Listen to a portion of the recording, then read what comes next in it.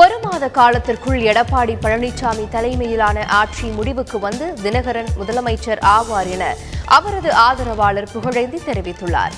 நெல்லையில் செய்தியாளர்களிடம் பேசிய அவர், மணல் குவாரிகளை கையகப்படுத்துவதில் முதலமைச்சர் எடப்பாடி பழனிசாமி மற்றும் துணை முதலமைச்சர் பன்னீர்செல்வம் ஆகியோருக்கு இடையே மோதல் வெடித்துள்ளதாகவும் தெரிவித்தார்.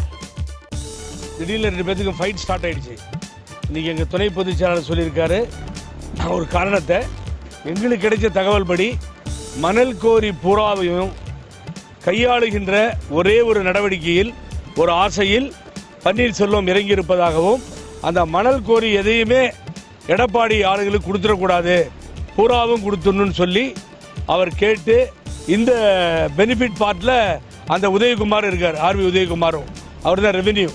ஸோ இவங்க எல்லாம் சேர்ந்து இந்த மணல் கோரி கொள்ளையடிக்கிறதுக்கு பார்க்குறாங்க.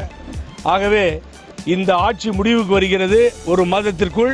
இந்த ஒரு மாதத்தில் எந்த டெண்டரையும் இவர்கள் நடைமுறைப்படுத்தக்கூடாது என்பதற்கு வேண்டிய நடவடிக்கையில் இறங்க இருக்கிறோம்.